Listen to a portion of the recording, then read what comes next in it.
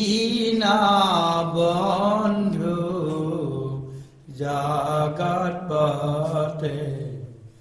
গোপেশ গোপিকা কান্ত ৰাধা কান্ত নমস্তুতে। ও কৃষ্ণ হে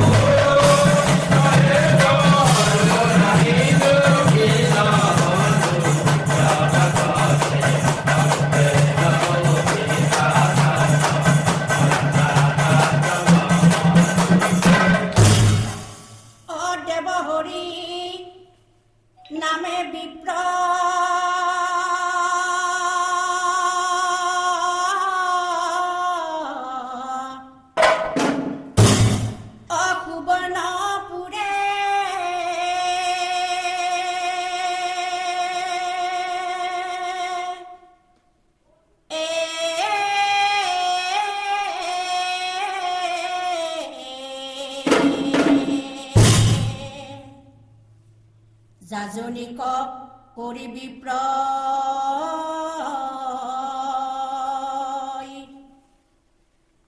কোনো ৰকা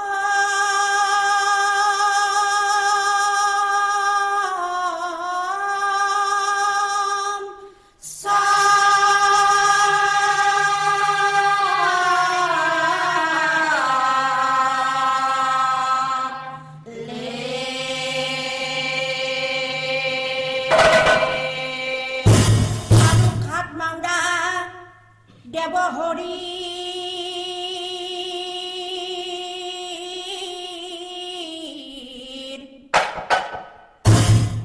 দুখৰ সীমা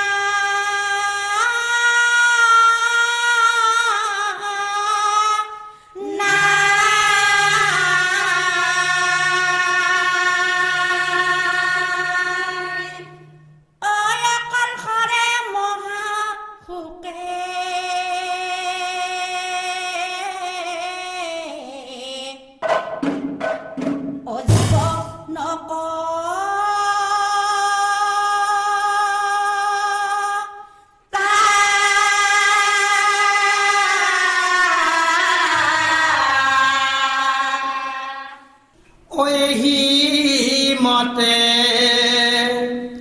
কত বছৰ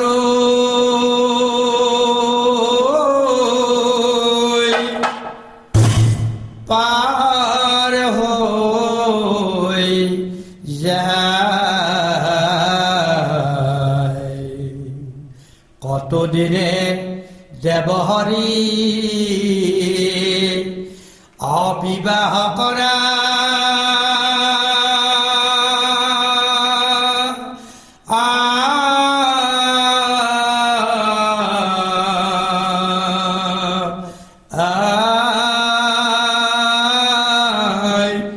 বিবাহ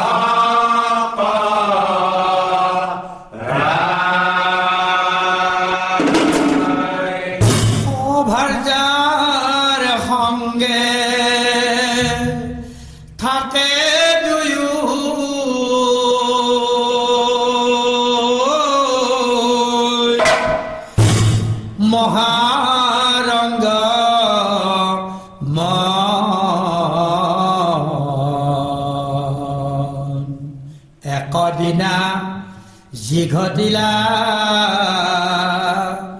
শুনক সৰ্বজন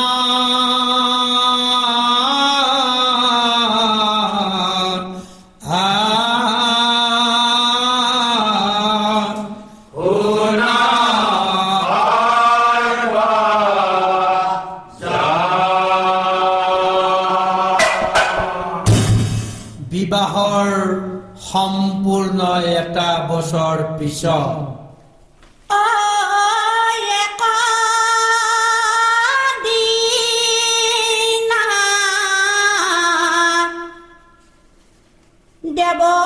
দেৱহৰি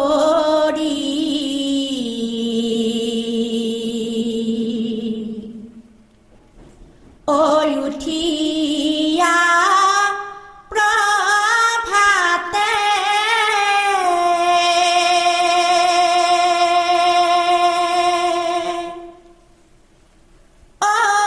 স্নান কৰি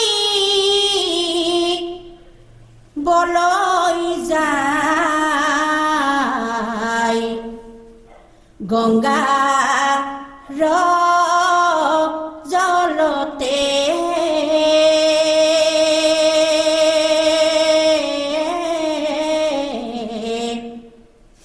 গংগাৰ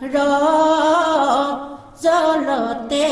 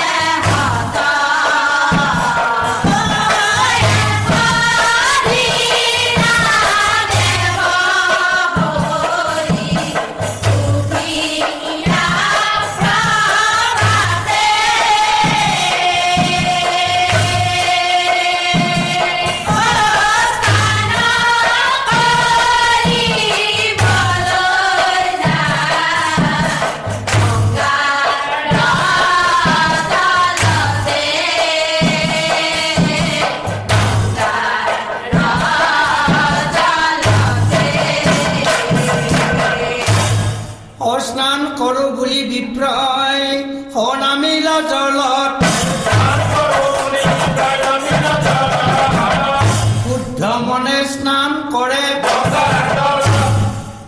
ওম যব কুষ্ম সংকাচং কশ্যপেয়ং মহাদ্যুতিং ধন্তৰিং সৰ্ববা প্ৰঘ্ন প্ৰাণতুস্মি দিবাকৰম স্নান শেষে দেৱহৰি সূৰ্যক প্ৰণাম কৰে একে একে পঞ্চদেৱ আৰু স্নান কৰি দেৱহৰি গৃহ খোৱা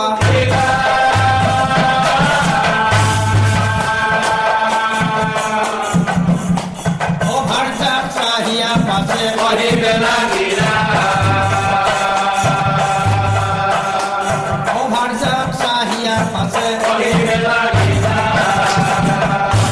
শুনাপে আজি আমাৰ যুগ্ম জীৱনৰ সম্পূৰ্ণ এটা বছৰ পাৰ হ'ল অৰ্থাৎ আজি আমাৰ বিবাহ বাৰ্ষিকী বিবাহ বাৰ্ষিকীৰ এই পবিত্ৰ ক্ষণত মই তোমাক কেইটামান কথা কম, মনত ৰাখিবা। ঠিক আছে, হ'ব।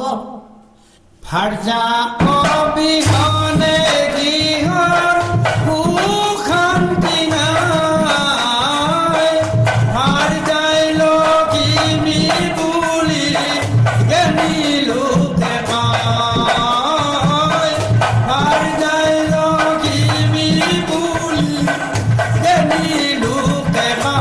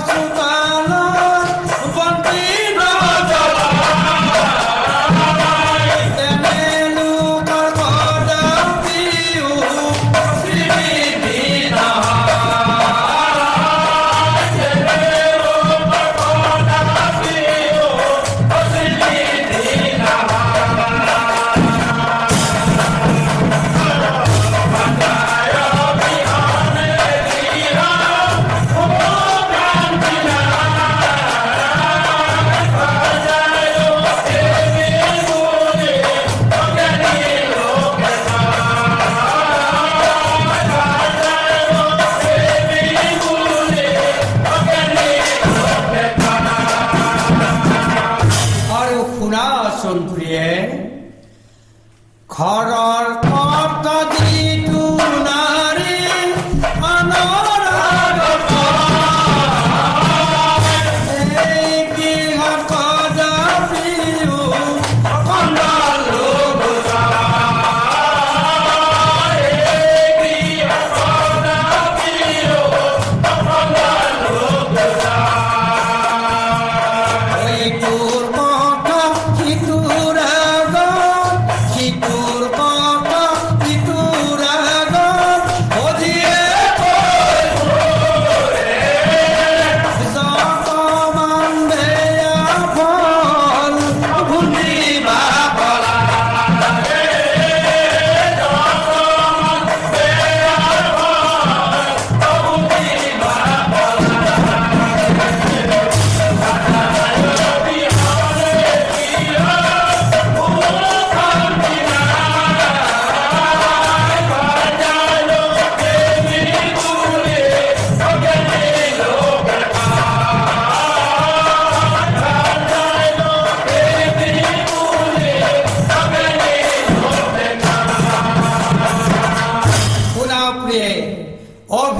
অভিবাদনশীলস্য নিত্য বৃদ্ধোপসেবিন সত্ত্বরি তস্য বর্ধন্তে আয়ুর্বিদ্যা যশো বলম।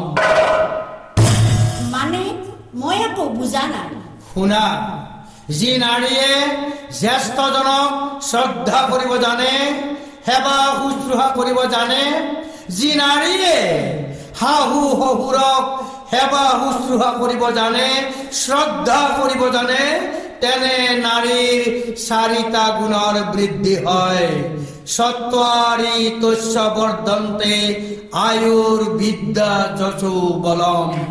আয়ুষ, বিদ্যা, যশস্যা আৰু বল, কথাখিনি মনত ৰাখিবা। ঠিক আছে, চেষ্টা কৰিম। অহিমতে ব্ৰাহ্মণে ব্ৰাহ্মণীক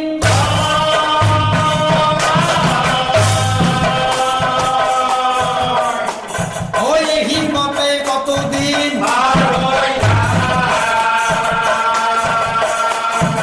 এহিমতে কতদিন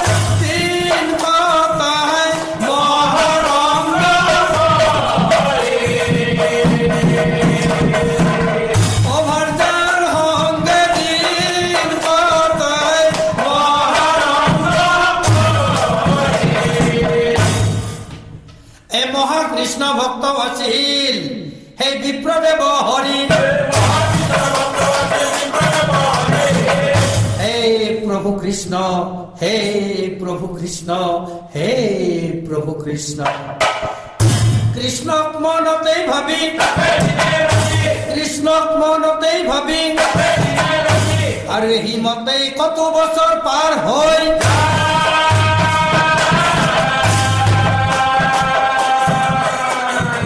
সন্তানৰ মুখ দুয়ো সন্তানৰ মুখ দুয়ো এই হুকে ব্ৰাহ্মণৰ মনৰ শান্তি নাই ব্ৰাহ্মণী সন্তানহীনা জীৱনৰ সন্তানহীনা জীৱনৰ অ বামুণী বোলে স্বামী তেনেকৈ নকবা কাৰ ভাগ্যত কি আছে কেনেকৈ জানিবা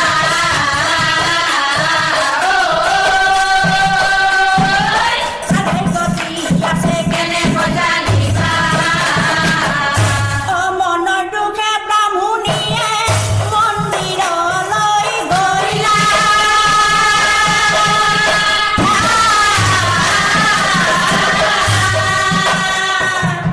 একমনে নাৰায়ণক স্তুতি আৰম্ভিলা একমনে নাৰায়ণক স্তুতি আৰম্ভিলা হে প্ৰভু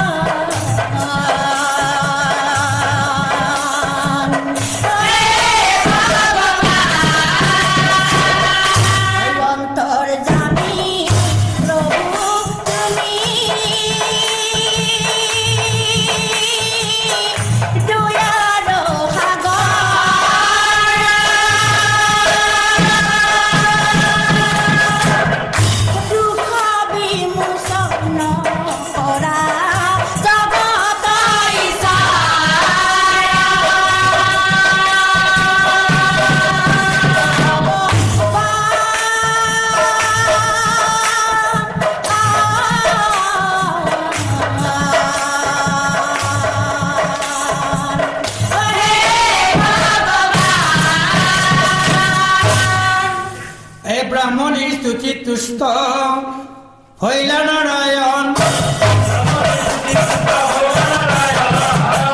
আকাশী বচনে প্ৰভুই আকাশী বচনে প্ৰভুই শুনা হে ব্ৰাহ্মণী তুমি মোহৰ বচন বড় দিলো তোমালোকে পাবা পুত্ৰ ধন মহা জ্ঞানবান হইব তোমার তনয় দুঃখ বিমোচন হইব কহিল মই দুঃখ বিমোচন হইব কহিল অবৰ পাই বামুণীৰ আনন্দ মিলিলা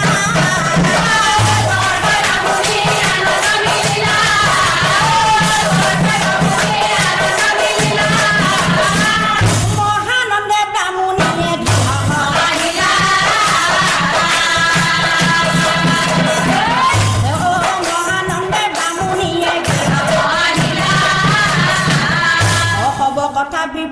লাগে বিবৰি কহিলা মহাৰঙে দুয়োজনে চিন্তাৰ কৰিলা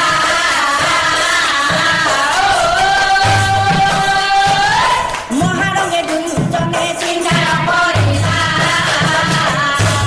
তাৰ ফলত ব্ৰাহ্মণী গৰ্ভৱতী হয়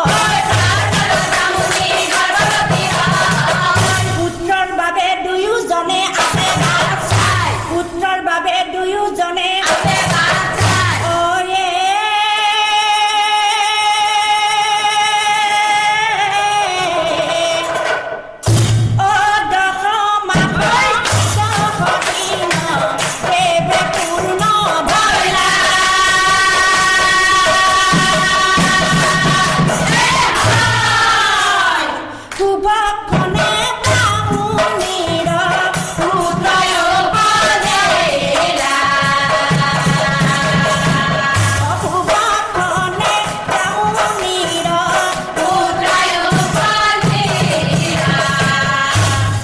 পুত্ৰ পাই ব্ৰাহ্মণৰ আনন্দ মিলিলা হৰে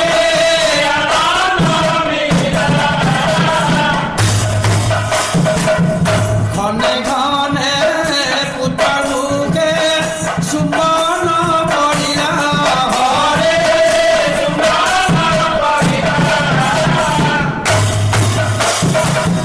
পঞ্চদিন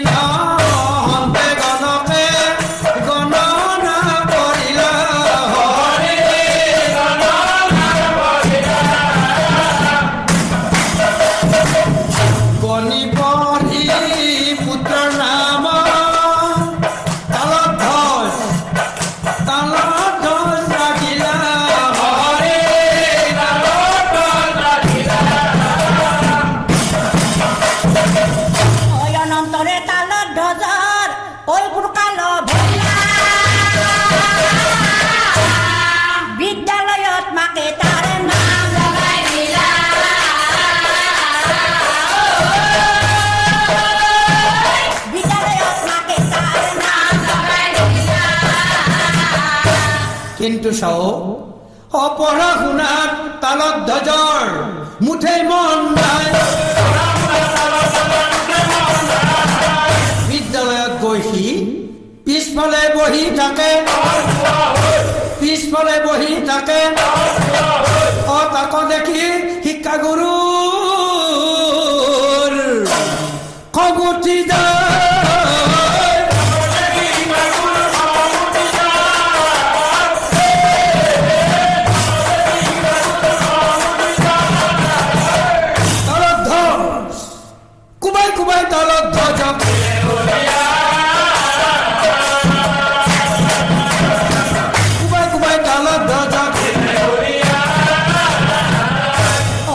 কিতাপ লৈ কি গৃহক আহিলা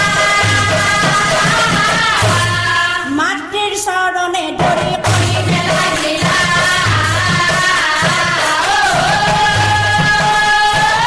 মাতৃৰ চৰণে ধৰি কৰিব লাগিলা অ আই কওঁ তোমাৰ ঠাই কওঁ তোমাৰ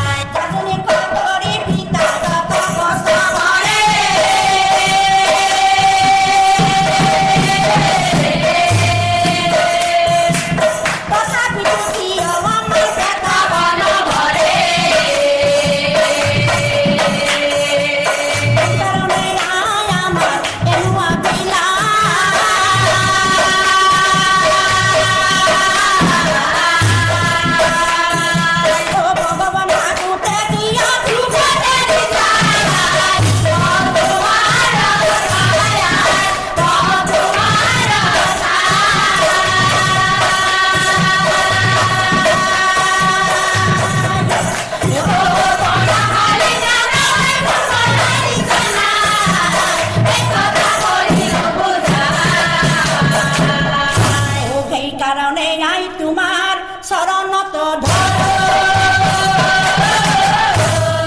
ঈশ্বরক লোক ধরে খুশি খুশি আহো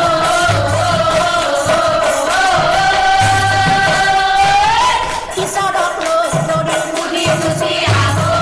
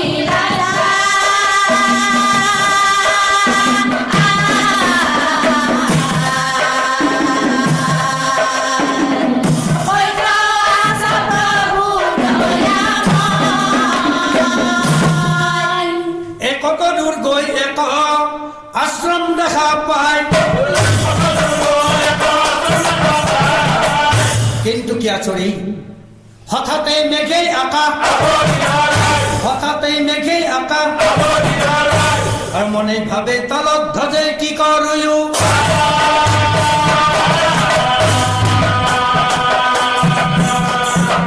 হে প্রভু কৃষ্ণ তুমি কোথ আছা প্রভু তুমি মুখ দেখা দিয়া প্রভু অকৃষ্ণ মনে ভাবি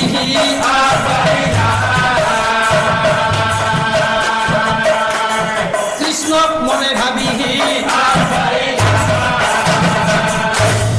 অকত দূরে গৃহ এক দেখিবা কপায় বোলো ঘৰত কোন আছা ঘৰত কোন আছা বুলি ঘৰত কোন আছা বুলি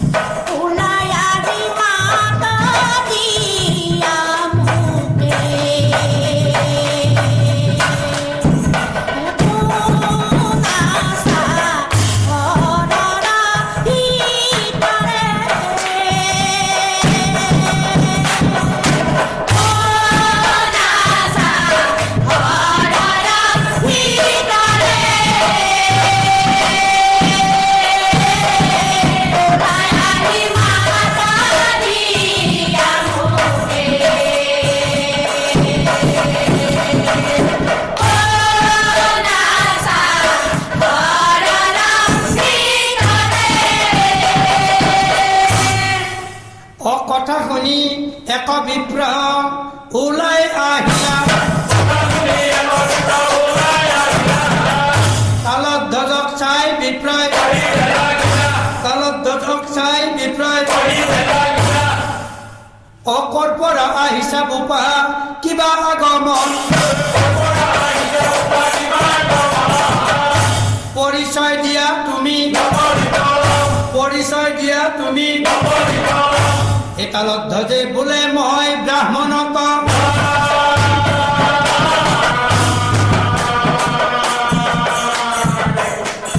কৃষ্ণ দৰ্শন হেতু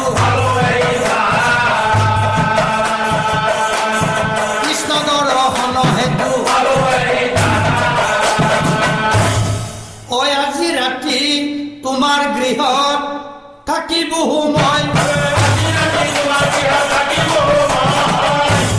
ৰাতিপুৱাই অন্য স্থানে বিপ্ৰয় বোলে হ'ব বাৰু কোনো কথা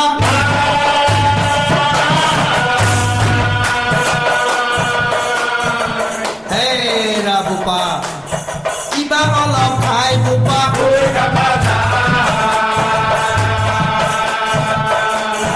কিবা অলপ খাই বোপা এইমতে দুয়োজনে শয়ন কৰিলা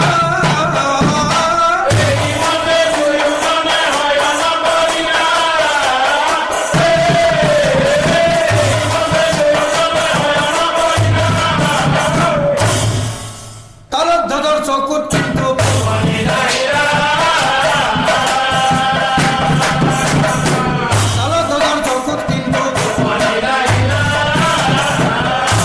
গভীৰ নিশা তালত ধ্বজে শুনে কোনো নাৰীৰ কৰুণ বিনমনি হে প্ৰভু নাৰায়ণ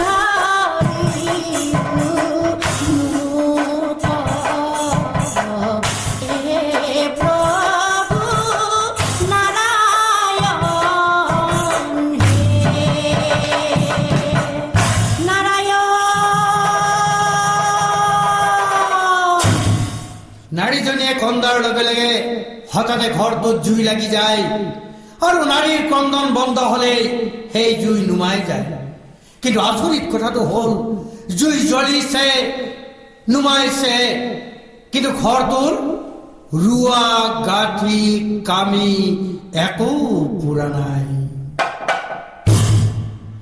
ভাবি ভাবি তালত ধ্বজে পুনৰ শয়নক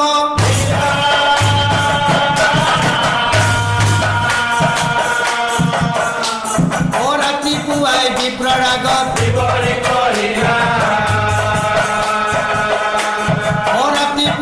বিপ্ৰৰ আগত তেতিয়া বিপ্ৰই কয় হেৰা বোপা মাজ নিশা ঘৰটোত জুই লগা ময়ো দেখিছো কিন্তু কিয় বাৰু এনে হয় হেৰা বোপা তুমিতো কৃষ্ণক বিচাৰি আহিছা যদি সঁচাই তুমি কৃষ্ণক লগ পোৱা তেনেহলে কৃষ্ণক তুমি সুধিবা অসঁচাকৈ যদি তুমি কৃষ্ণক লগ পোৱা কৃষ্ণক সুধি হব কথা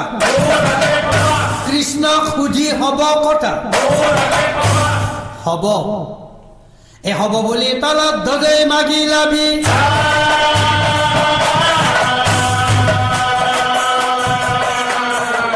মহাঘোর বননী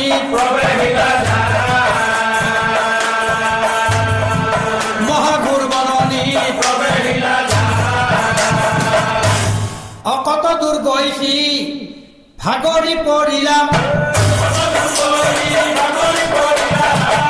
বনৰ মাজত ভগৱানৰ হে প্ৰভু ভগৱান তুমি সঁচাই আছা নে প্ৰভু যদি তুমি সঁচাই আছা তেনেহলে তুমি মোক দেখা দিয়া প্ৰভু তুমি মোক দেখা দিয়া প্ৰভু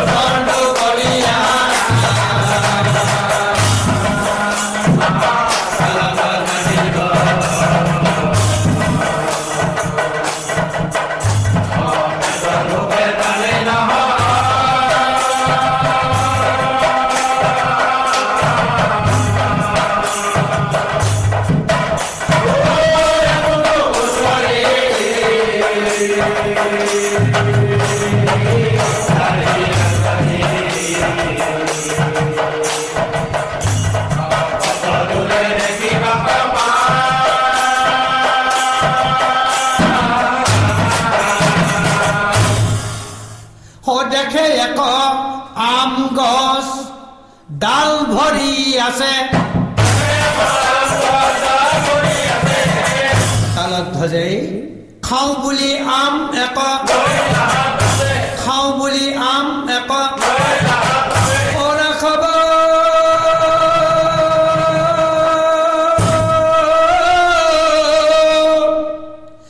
বুপা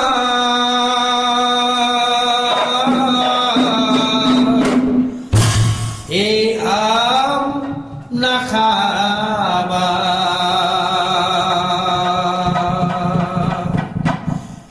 কোনেও না খায় আম নিশ্চয় তুমি জানিবা ও না খাবা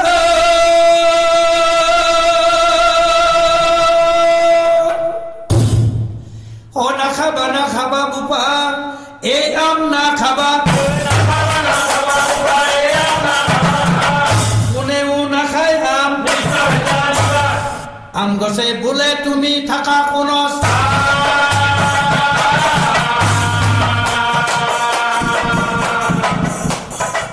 পরিচয় দিয়া তুমি পরিচয় দিয়া তুমি অতালত ধজে বোলে মই ব্রাহ্মণ তো নয় কৃষ্ণক বিচাৰি আহি কৃষ্ণক বিচাৰি আহি কি কলা তুমি কৃষ্ণক বিচাৰি আহিছা হে ৰাবুপা সঁচাকৈ যদি তুমি কৃষ্ণক লগ পোৱা সঁচাকৈ যদি তুমি কৃষ্ণক লগ পোৱা তেনেহলে কৃষ্ণক তুমি সুধিবা তুমি কৃষ্ণক ও কি কাৰণে এই আম কোনেও নাখায় কৃষ্ণক সুধি হব কথা কৃষ্ণক সুধি হব কথা এ হব বুলি তালত ধজে পুনৰ চলি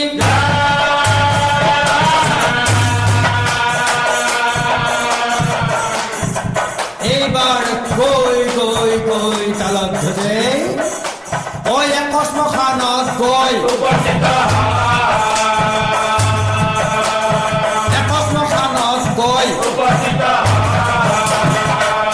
শ্মশানত গৈ তালত ধজেই দেখে ও মুণ্ড এক ঘূৰি আছে মুণ্ড এক ঘূৰি আছে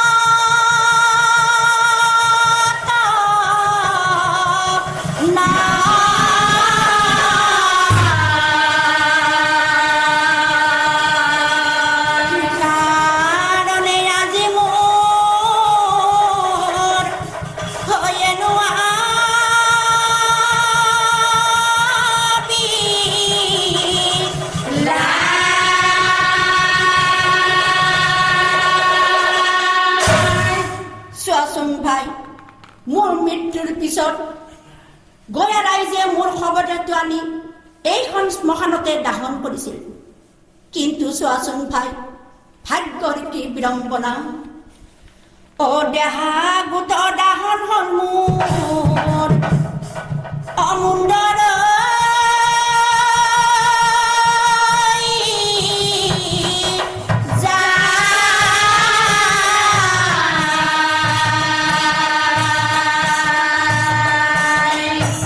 কৃষ্ণক বিচাৰি আহিছা যদি সঁচাই তুমি কৃষ্ণক লগ পোৱা কৃষ্ণক তুমি সুধিবা ও কৃষ্ণক সুধিবা মোৰ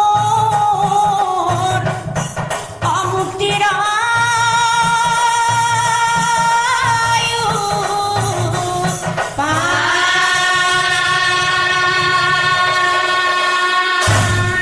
হব বুলি তালত ধজাই পুনৰ চলি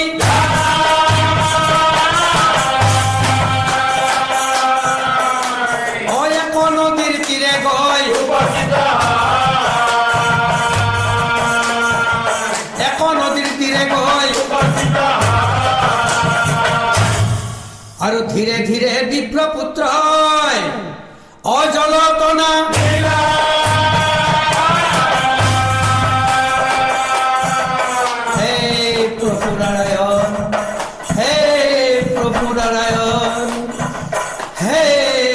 প্রভু নারায়ণ অয় কমনে নারায়ণ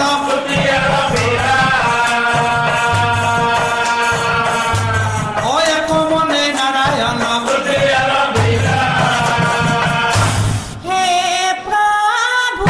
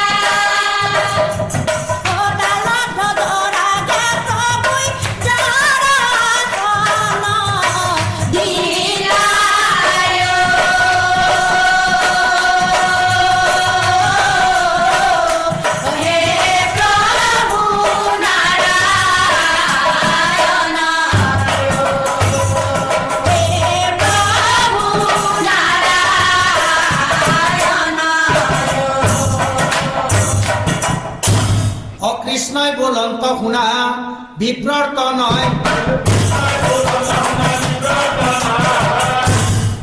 তিনি প্রশ্নের উত্তর তোমাক শুনা তালধ্বজ তুমি তিনিটা প্রশ্নের উত্তর বিচাৰি মোৰ ওচৰলৈ আহিছা হয়নে তালধ্বজ হয় প্ৰভু শুনা তোমাৰ প্ৰথম প্ৰশ্ন হল মাজ নিশা আশ্ৰমৰ সেই জুপুৰি ঘৰটোত কোনো নাৰীৰ ক্ৰন্দনত হঠাতে জুই লাগি যায় আৰু ক্ৰন্দন বন্ধ হলে সেই জুই নুমাই যায় ইয়াৰ কাৰণ তুমি জানিব বিচাৰিছা হয়নে তালধ্বজ? হয় প্ৰভু। শুনা, সেই ঘৰটোৰ গৰাকীৰ কথা কওঁ। এজনী ভগিনী আছিল, বাহ বাহ বিপ্ৰ, মহাসুখে সংসাৰ কৰে। কিন্তু সেই যে ভগিনীজনী অবিবাহিত হৈ আছিল, ভগিনীৰ বাবে বিপ্ৰৰ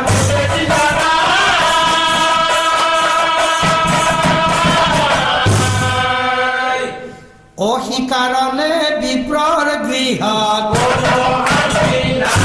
সিকাৰণে বিপ্ৰৰ গৃহত।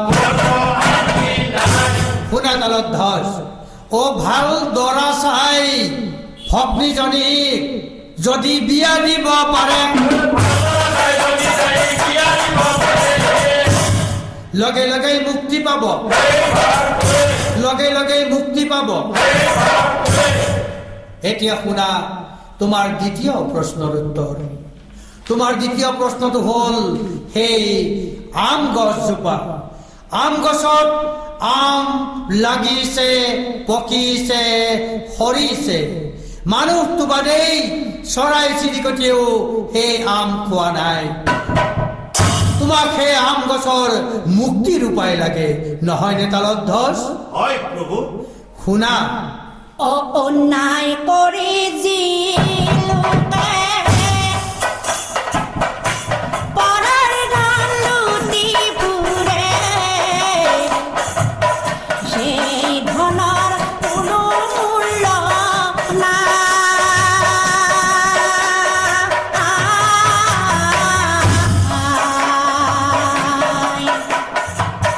মৃত্যুৰ পিছত সেই লোকৰ আত্মাই মুক্তি নাপায়। এই কথা জানিবা নিশ্চয়।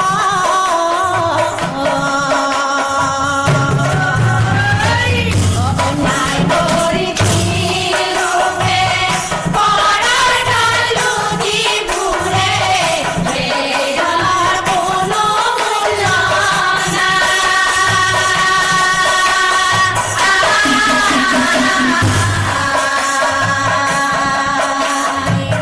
মৃত্যুৰ পিছতে লোকৰ আত্মাই মুক্তি নাপায়। এই কথা জানিবা নিশ্চয়। শুনা তালধ্বজ, আপদ অৰ্থে ধনং ৰক্ষেত, দাৰং ৰক্ষেত ধনৈৰপি, আত্মানং সততং ৰক্ষেত, দাৰৈৰপি ধনৈৰপি। মই একো বুজা নাই প্ৰভু। শুনা, আপদ বিপদৰ কাৰণে মানুহে ধন সঞ্চয় কৰিব লাগে, কিন্তু ধনতকৈও অধিক গুৰুত্ব দিব লাগে নিজৰ ভাৰ্যা। ভাৰ্যা যদি ৰোগাক্ৰান্ত হয়, যদি বিপদগ্ৰস্ত হয়, তেনেহলে ধনৰ খৰচ হ'ব বুলি ভাৰ্যাৰ চিকিৎসা নকৰাকৈ থাকিব নালাগে। ধনেই হওক বা ভাৰ্যাই হওক, প্ৰথমে সুৰক্ষা দিব লাগে নিজৰ আত্মাটো। আত্মানং সততং ৰক্ষেত, দাৰৈৰপি ধনৈৰপি।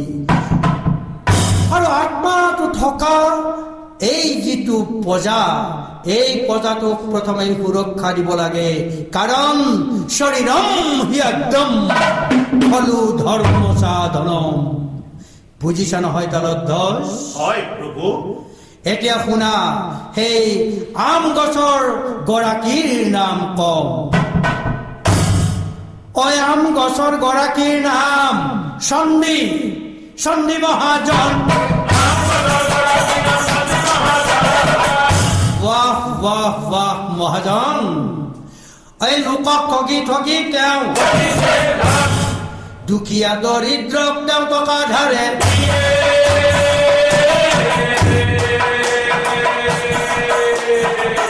আৰু সুযোগ পালে মহাজনে এই মাটি বাৰী সকলোকে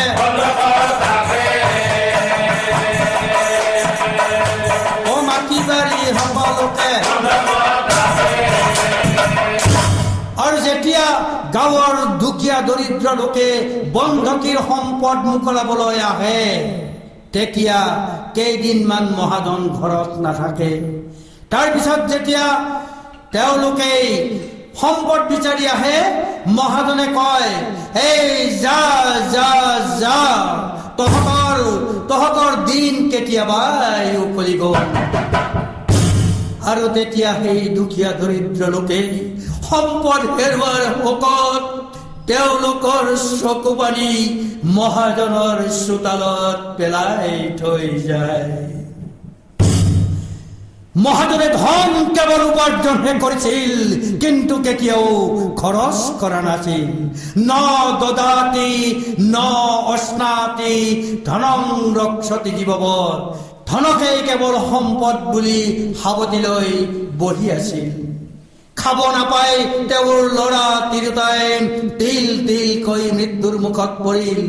নিজেও একো নাখালে আৰু নিজেও এদিন মহাজন মৃত্যুৰ মুখত পৰিল। মহাজনৰ মৃত্যুৰ পিছত গঞা ৰাইজে মহাজনৰ সেই শৱদেহটো শ্মশানলৈ আনি দাহন কৰিলে। কিন্তু মহাজনৰ ঘৰত যিবিলাক সম্পত্তি আছিল, সেই সম্পত্তি কোনেও গ্ৰহণ নকৰিলে। মন্দিৰৰ কামত নলগালে, ৰাইজৰ কামত নলগালে, কাৰণ সেয়া আছিল পাপীৰ ধন। গঞা ৰাইজে সেই শৱধন লৈ আহি যি ঠাইত মহাজনক দাহন কৰা হৈছিল, সেই ঠাইতেই এটা প্ৰকাণ্ড গাঁত খান্দি সেই আটাইবোৰ ধন তাতেই পুতি থলে আৰু সেই ঠাইতে এটি আমৰ পুলি ৰোপণ কৰি দিলে। আৰু সেই আমে আজি লাগিছে, পকিছে, সৰিছে।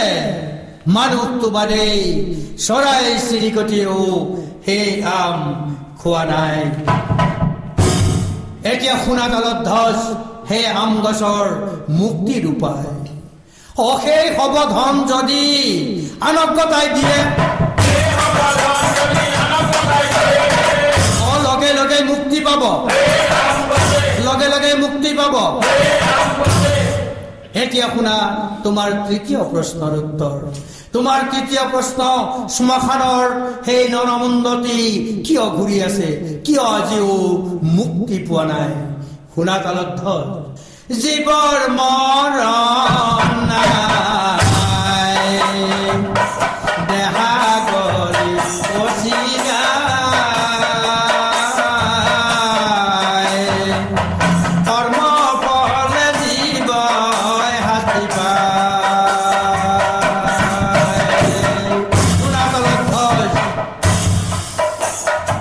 কৰ্মণ্যেব অধিকাৰস্তে মা ফলেষু কদাচন। কৰ্মতহে মানুহৰ অধিকাৰ আছে, ফলাফলত কিন্তু নাই। ফলাফল ভগৱানেই দিব। যোনে যি কৰ্ম কৰে সেই মতে ফল ধৰে। কৰ্ম ফল এৰা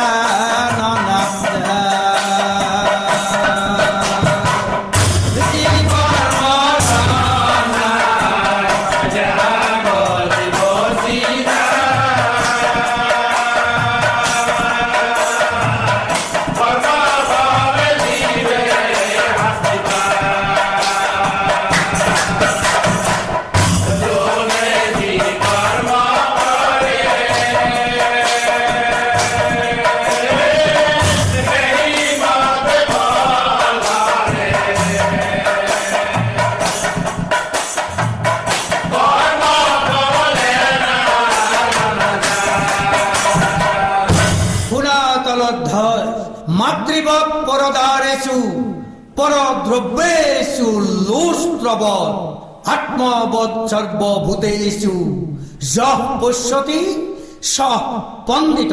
মই একো বুজি নাপালো প্ৰভু।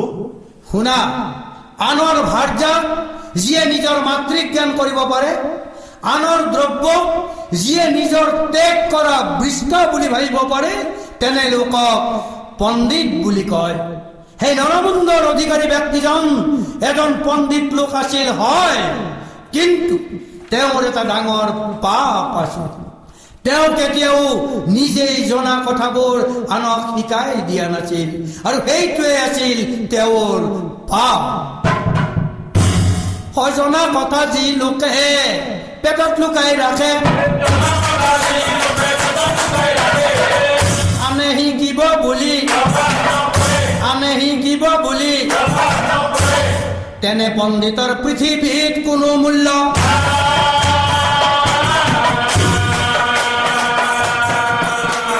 মৃত্যুৰ পিছতো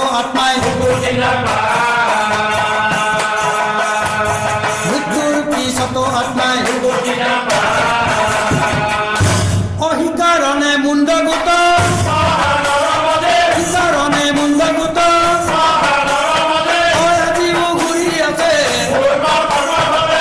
আজিও ঘূৰি আছে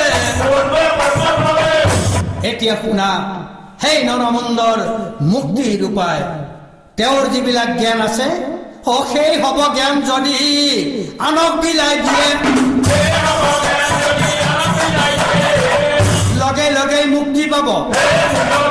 লগে লগে মুক্তি পাব তিনি প্ৰশ্নৰ উত্তৰ পাই বিভ্ৰান্ত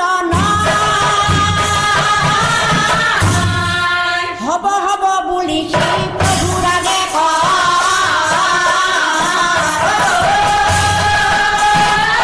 হ'ব বুলি প্ৰভুৰ আগে লগে লগে নাৰায়ণ অন্তৰ্ধান ভৈল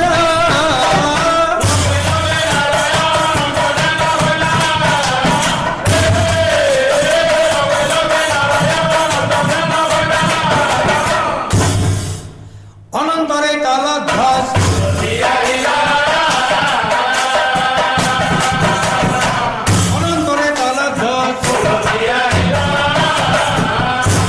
নৰমুণ্ডৰ আগে যাই উপস্থিত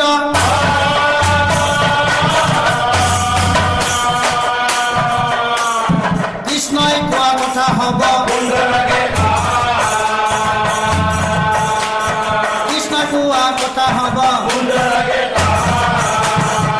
এই নৰমুণ্ডই বোলে যদি মুক্তি পাওঁ মই হ'ব মন্ত্ৰ আজি তোমাক আৰু এটি কৰি মন্ত্ৰ মুণ্ডই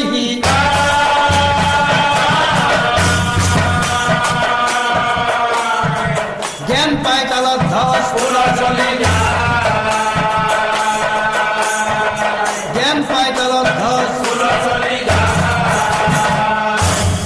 আম গছৰ আগে যায় উপস্থিত হয় কৃষ্ণই কোৱা কথা হ'ব এই আম গছে বোলে যদি মুক্তি পাওঁ মই বোপা মইতো বৃক্ষ মোৰতো চলন ফুৰন নাই মই বাৰু এতিয়া কাক বিচাৰি যাম গতিকে বোপা এই হ'ব ধন তোমাক ধন লৈ তালত ধজে মাগিলা বিদায়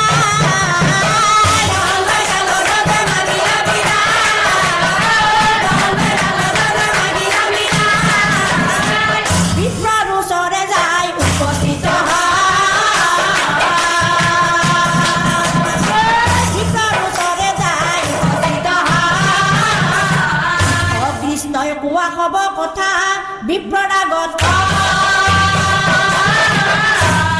কথা শুনি বিপ্ৰৰ মন আনন্দিত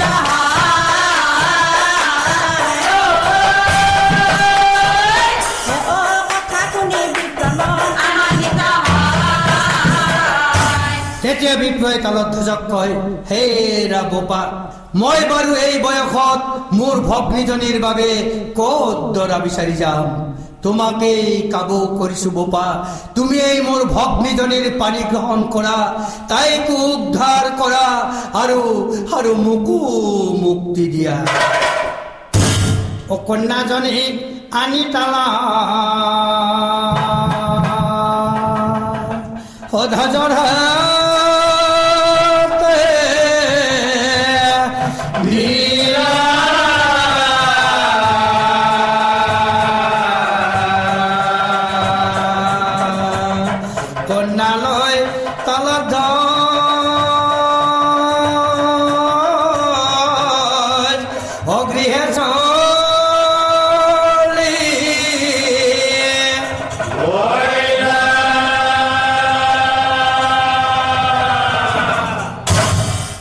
শ্ৰদ্ধাৰ নাম ধৰ্মী সুধীবৃন্দ, তালধ্বজৰ প্ৰথম প্ৰশ্নটো কি আছিল বাৰু? কিয় সি ভগৱানক বিচাৰি ওলাই আহিছিল? তালধ্বজৰ প্ৰশ্নটো আছিল, কিয় সি ইমান দুখীয়া? ভগৱানক লগ পালে সি সুধিব, কিয় এসাঁজ খালে তাৰ আন সাজলৈ চিন্তা হয়, এযোৰ কাপোৰ পিন্ধিলে তাৰ দ্বিতীয়যোৰৰ বাবে চিন্তা হয়।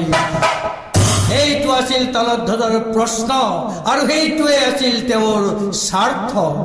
কিন্তু যেতিয়া সঁচাকৈ ভগৱানক লগ পালে, তেতিয়া জুপুৰি ঘৰটোৰ সমস্যা, আম গছৰ সমস্যা আৰু নৰমুণ্ডৰ সমস্যা যেতিয়া দেখা পালে, তেতিয়া সেই প্ৰশ্নৰ সমাধানৰ কাৰণে সেই তেওঁ ভগৱানক প্ৰশ্ন কৰিলে। অৰ্থাৎ তালধ্বজে নিজৰ স্বাৰ্থক জয় কৰিব পাৰিছে।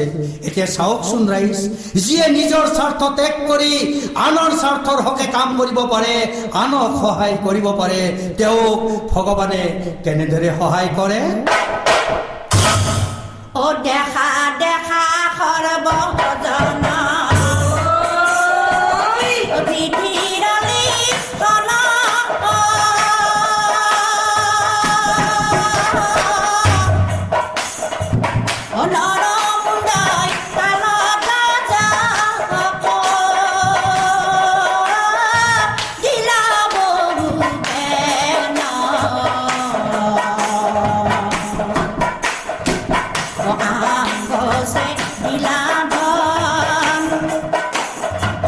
অভিপ্ৰায় কৰে কন্যাদান। এনে হল ভাগ্যৰ লিখন